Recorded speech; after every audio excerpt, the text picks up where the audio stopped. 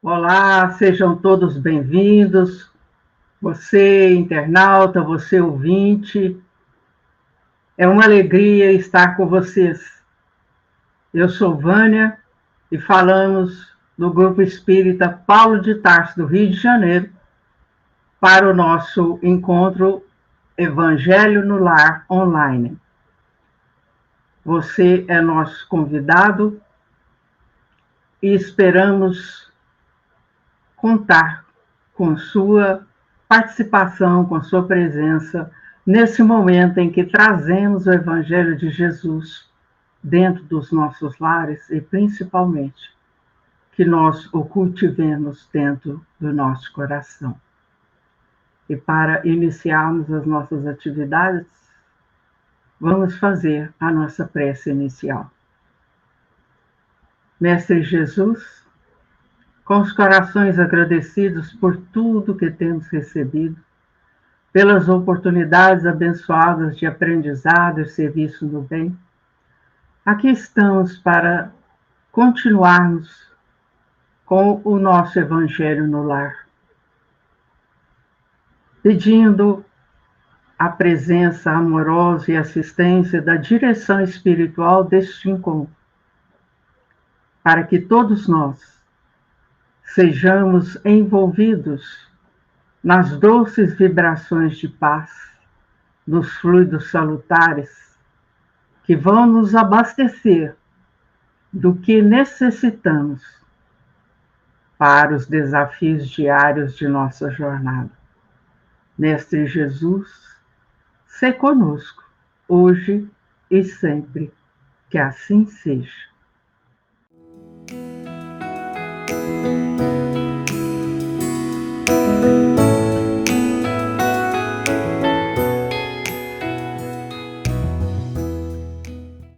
Então, meus caros,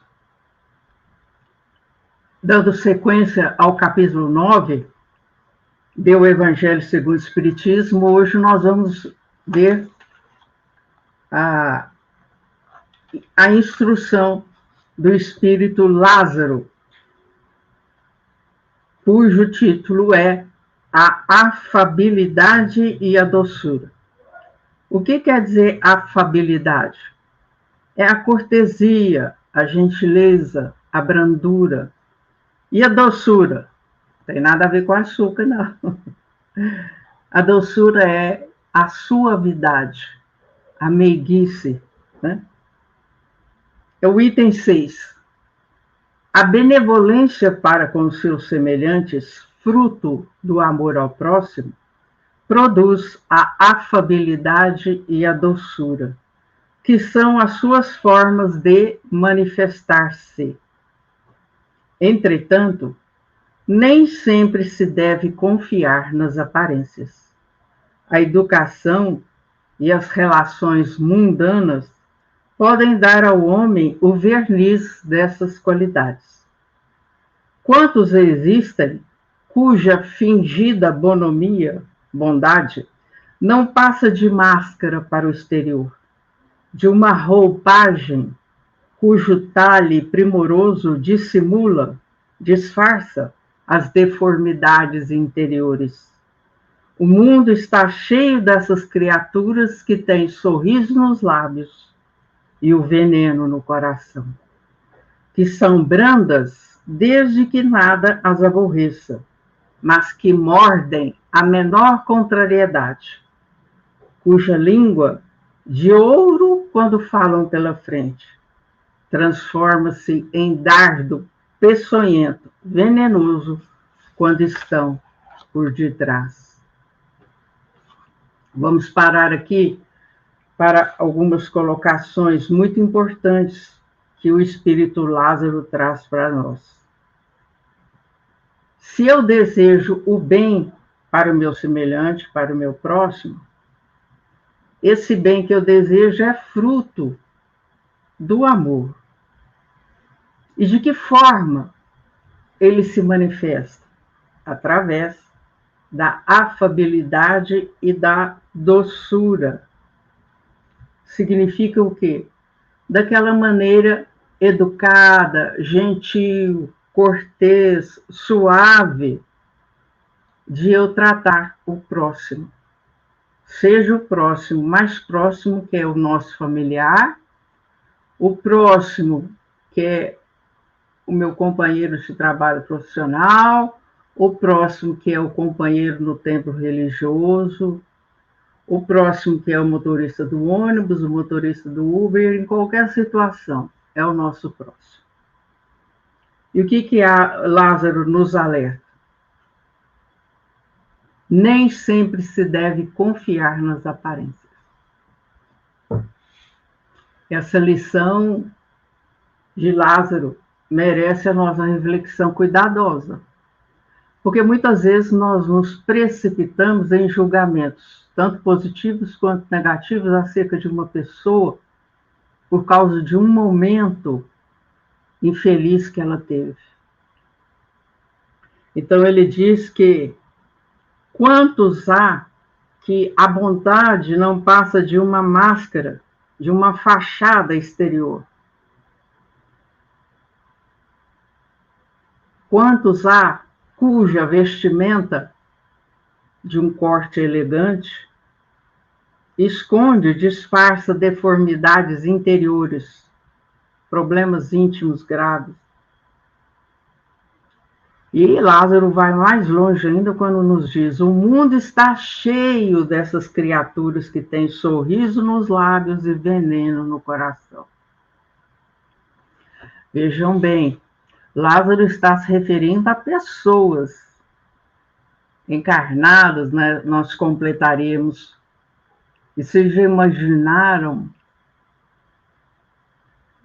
do lado de lá, os desencarnados que nos acompanham nessas situações?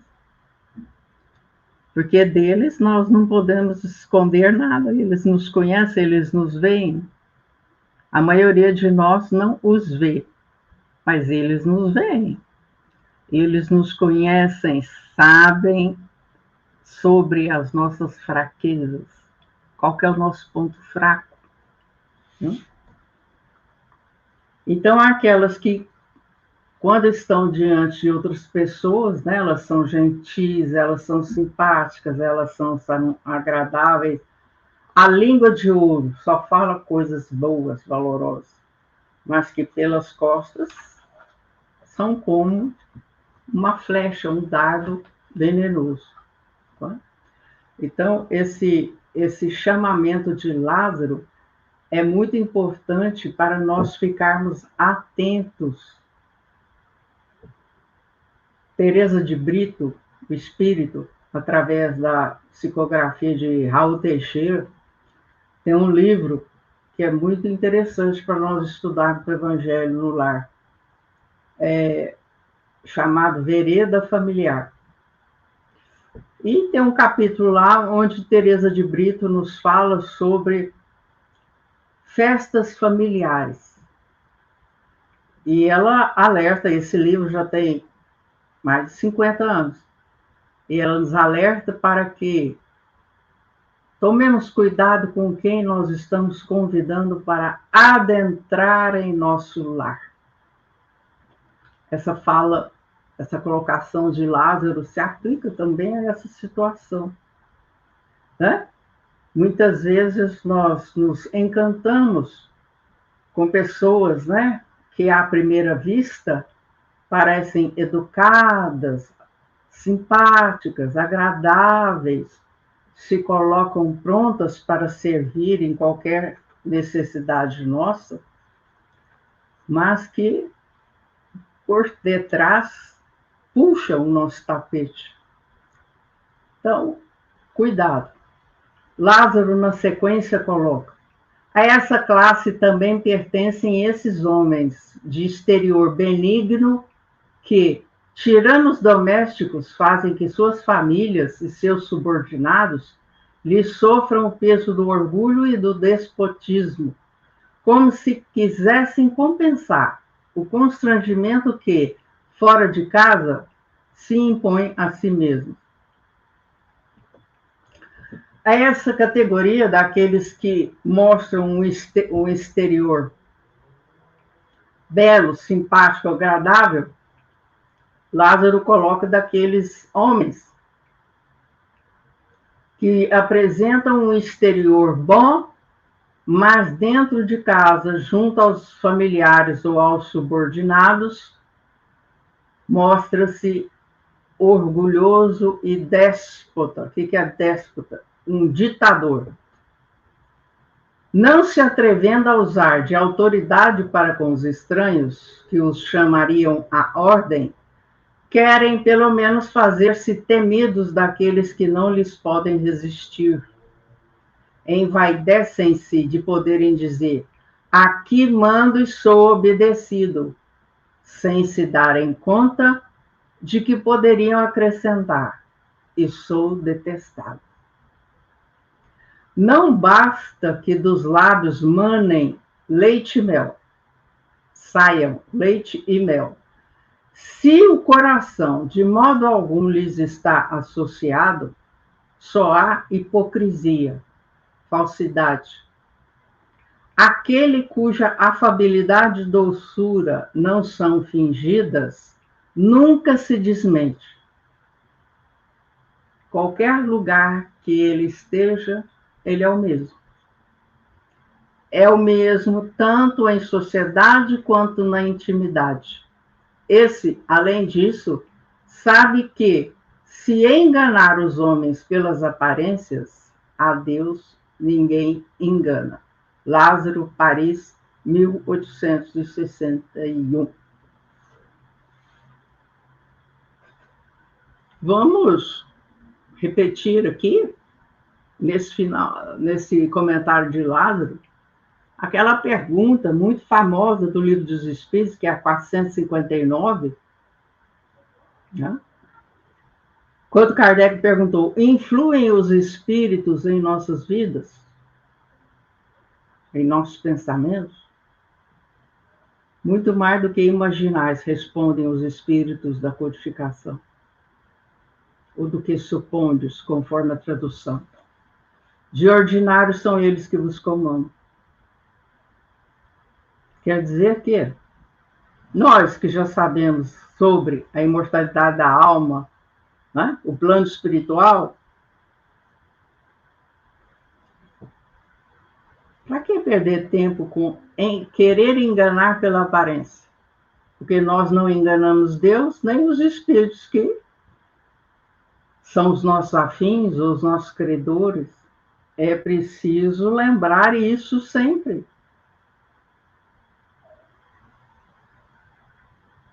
Por quê? Uma hora nós deixamos parecer alguma ponta de sombra, algo em que nós fomos infelizes no falar, no fazer, nos relacionarmos com o outro. Então, mesmo que estejamos numa posição superior, principalmente no ambiente de trabalho, nós devemos tomar cuidado para tratarmos os nossos subordinados como gostaríamos que nós sejamos tratados. Porque hoje nós sabemos que existem leis, né? Leis civis, né, que punem esses casos de assédio moral, assédio sexual, infâmia, calúnia, né? Então, é preciso nós lembrarmos que a boca fala daquilo que o coração está cheio. Lázaro disse em outras palavras: não basta que dos lábios manem leite e mel, se o coração de modo algum lhes está associado, só vai hipocrisia. Então, muito cuidado, porque há pessoas que são observadoras, que são detalhistas, né? Pelo tom da nossa voz, elas percebem que aquilo que nós estamos falando não é o que realmente sentimos. E aí nós ficamos numa situação desagradável desconfortável, né? Que nos incomoda. Então, vamos pensar bem, porque o verdadeiro poder, a verdadeira riqueza, não estão na posição socioeconômica e de trabalho que nós ocupamos. Está na nossa conduta, na nossa moral, na nossa vigência dos valores cristãos. Lembro até Emmanuel, que numa das obras da coleção Fonte Viva, nos convidou para que, além de sermos discípulos de Jesus, nós sejamos operários de Jesus. Então é preciso entender, conhecer os princípios do Evangelho de Jesus e colocá-lo em prática em nossas experiências diárias. E desafios vêm a toda hora, principalmente dentro do nosso lar, onde recebemos muitas vezes como filho ou filha, ou esposo ou esposa, aquele espírito com o qual nós temos muitas pendências. Então, exercitar a afabilidade e a doçura, mas sem hipocrisia, é o convite que Lázaro, em 1861, fez para nós, para que nós possamos viver melhor em sociedade, seja na sociedade dentro do lar ou fora dele. Vamos lá? Agora é com você, Norminha. Gratidão, querida Vânia.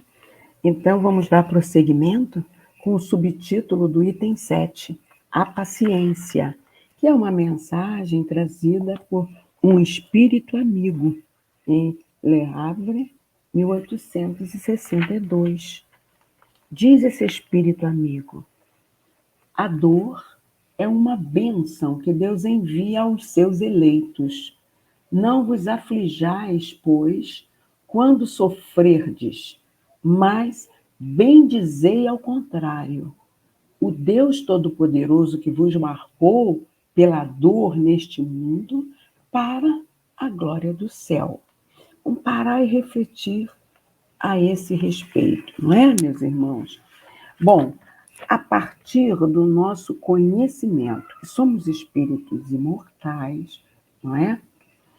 E que, ao longo das sucessivas oportunidades reencarnatórias que temos, muitas vezes nos comprometemos, não é? Com as leis morais, aí a gente passa a entender. Vamos traçar uma analogia. Assim como o pai da matéria, ele vê, por exemplo, que o filho está indo mal nos estudos e ele identifica que é porque está fazendo uso excessivo ou do computador ou do videogame, e ele pune, tira esses elementos da mão do filho por algum tempo, até que ele consiga reverter a situação dos seus estudos. Imagina, então, o nosso Pai Maior. Ele, por misericórdia, nos envia a dor para o trabalho da nossa regeneração individual ou coletiva. Assim, Emmanuel nos diz lá no livro Consolador, na questão 241, que a dor é sempre o elemento amigo e indispensável para a consequente aquisição dos valores morais. Situação essa que eleva a personalidade espiritual a novos e mais sublimes horizontes na vida do infinito. Então, meus irmãos, daí a necessidade de suportarmos a dor com paciência, uma vez que a paciência é o poder que nos traz o reino da felicidade. Vamos avançar na mensagem do nosso amigo espiritual. Sede pacientes. A paciência é também uma caridade. E deveis praticar a lei de caridade ensinada pelo Cristo, enviado de Deus. A caridade que consiste na esmola dada aos pobres é a mais fácil das caridades. Mas há uma bem mais penosa e, consequentemente, mais meritória. É de perdoar àqueles que Deus colocou sobre o nosso caminho para serem os instrumentos dos nossos sofrimentos e colocar a nossa paciência à prova. Então, vamos refletir acerca desse parágrafo? Bom, nós, teoricamente, já aprendemos que fora da caridade não há salvação, não é verdade? Aqui somos levados a refletir acerca da caridade, do perdão, que coloca a nossa paciência à prova. Perdoar, meus irmãos, é tão difícil que Jesus exemplificou o perdão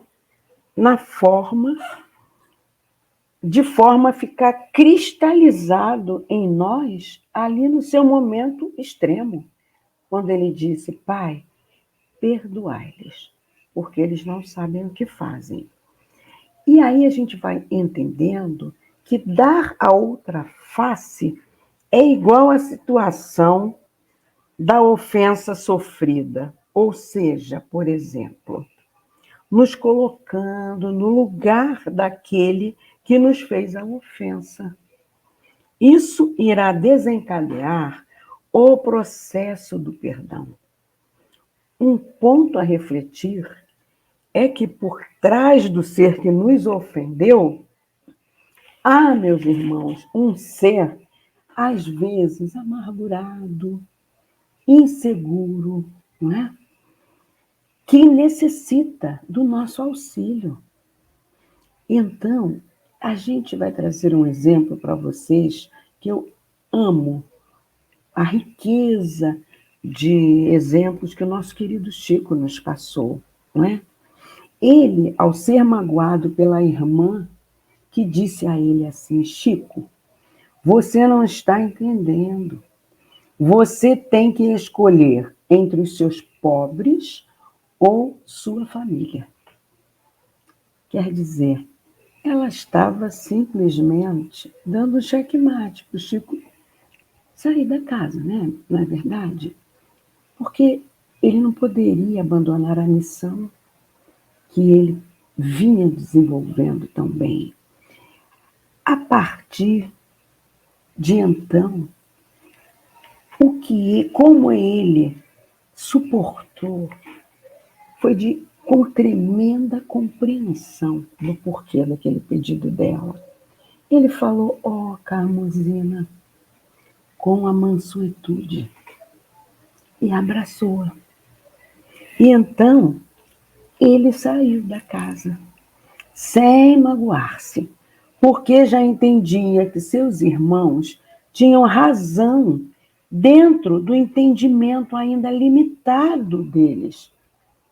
Afinal, eles defendiam a privacidade que perdiam com a casa sempre cheia de pessoas para serem atendidas caridosamente através da mediunidade do Chico.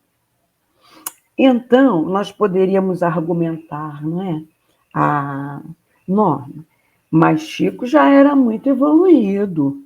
Estamos distantes dessa condição. Mas a melhor encarnação, meus irmãos, é esta.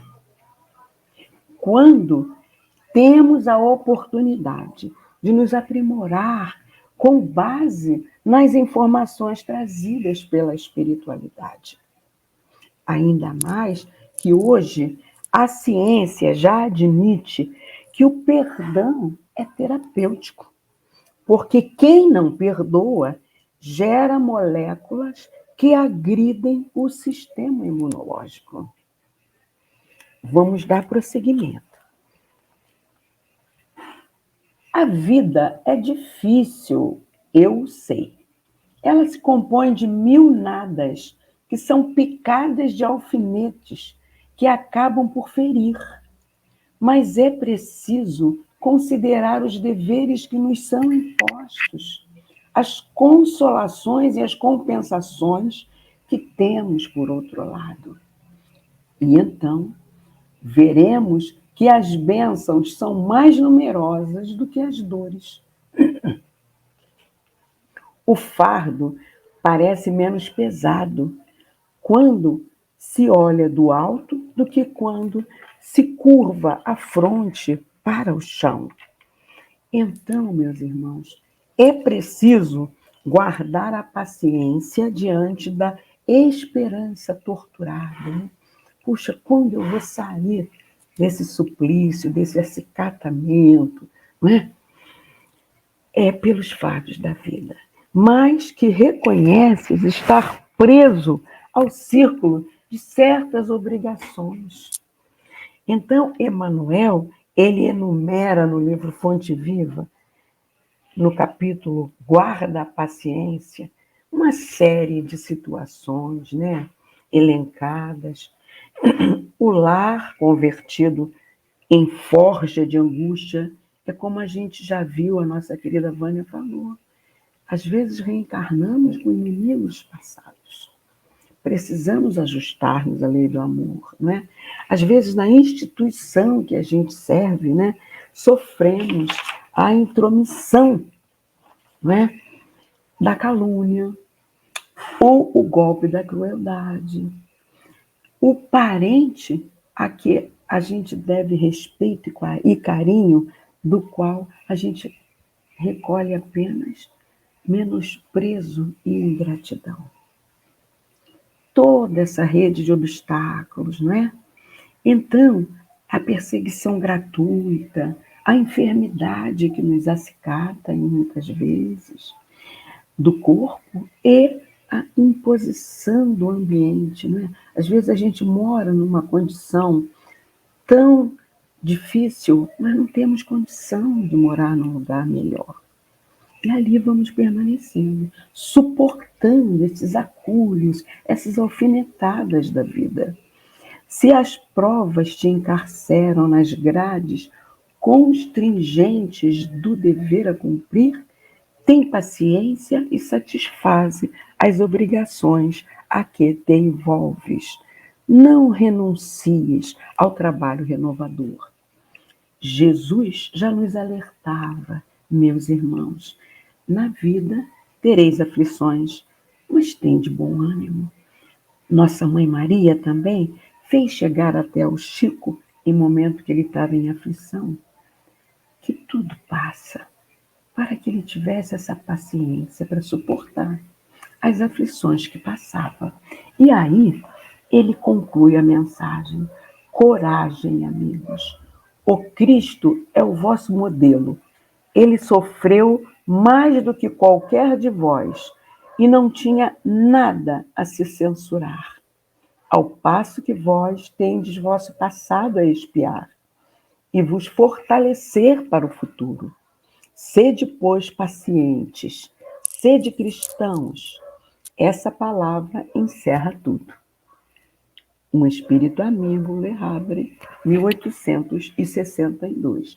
Então, Emmanuel, continuando aquela mensagem do Fonte Viva, diz assim: recorda que a vontade de Deus se expressa cada hora nas circunstâncias que nos cercam. Paguemos nossas contas com a sombra, porque para que a luz nos favoreça. Em verdade, alcançaremos a concretização dos nossos projetos de felicidade. Mas, antes disso, é necessário liquidar com paciência as dívidas que contraímos perante a lei. E assim, meus irmãos, a gente, para complementar esse entendimento, Vamos nos valer do livro Vivendo o Evangelho, uma psicografia do espírito de André Luiz, pelo nosso irmão Antônio Baduí Filho, não é? Na lição 110, que tem por título Afabilidade, nos diz André Luiz: respeite a opinião alheia, mas conserve os próprios princípios. Evite a discussão familiar, mas não seja cúmplice do erro. Revele a provocação. Releve a provocação, mas não perca o respeito por si mesmo. Converse com polidez, mas não despreze a verdade. Cultive a gentileza, mas não haja com hipocrisia. Tenha compaixão, mas não se esqueça do bom senso. Fortaleça o ânimo, mas não alimente falsas esperanças. Ajude o próximo, mas conheça seus limites. Faça todo o possível para viver a fraternidade pura, em qualquer situação, sem apelos a expedientes artificiais. A afabilidade é compromisso com o amor autêntico e não simples regra de etiqueta. Então, meus irmãos, quando a gente evita, não é, uma discussão familiar, mas a gente não pode ser cúmplice do erro, a gente não pode passar a mão na cabeça do nosso ente querido que esteja falhando, mas a gente espera um momento adequado para conversar e passar os conceitos morais para que ele corrija o seu desvio. A gente tem que relevar a provocação, mas não perder o respeito de nós. Por quê? O Chico até entende quando a gente está assim, nos exemplifica, quando a gente está assim muito sendo atacado, né, naquela verbalização agressiva, coloca uma água na boca, porque se você falar naquele mesmo instante, você vai entrar na mesma vibração. Então você espera o momento adequado para colocar a sua posição, entendeu? Dentro das leis morais. Nós precisamos ter polidez, mas ser verdadeiros, sempre, e não sermos falsos. Falar só da boca para fora o que o coração não está sentindo, não é? Cultivar a gentileza dessa forma, então, sem hipocrisia, não é? Então, temos que ter compaixão, mas sempre lembrando do bom senso, aquela história, né? Vamos raciocinar, vamos ajudar, vamos fazer caridade, mas não vamos passar a mão na cabeça de erro.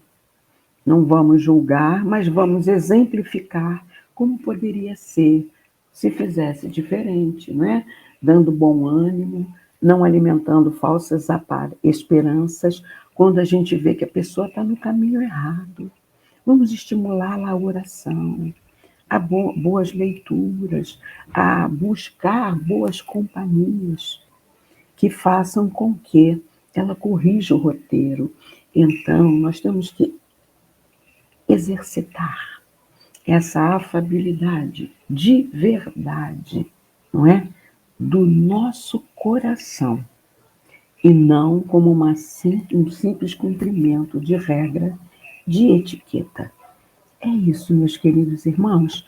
Vamos agora passar a palavra para a nossa querida Vânia, para que ela possa fazer a magnetização ou fluidificação da água. A palavra é sua, querida. Vamos todos agora nos prepararmos para os nossos pedidos para o remédio, o medicamento de que nós necessitamos.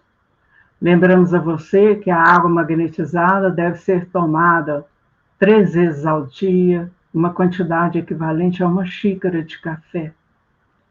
É aquele medicamento que faz bem para o nosso corpo físico, para o perispírito e para o espírito. Fiquemos nos 3, né? Vamos lá?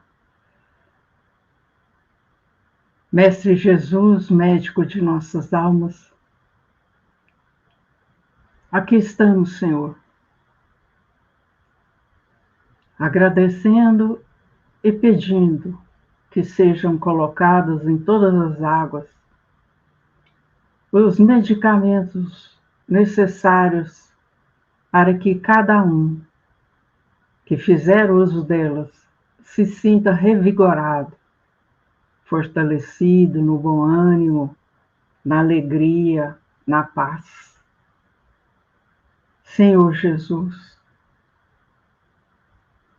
socorre-nos através desses medicamentos, sejam dos laboratórios divinos ou de doações dos espíritos magnetizadores, que possam, Senhor, nos auxiliar a ter um sono reparador das energias físicas, a ter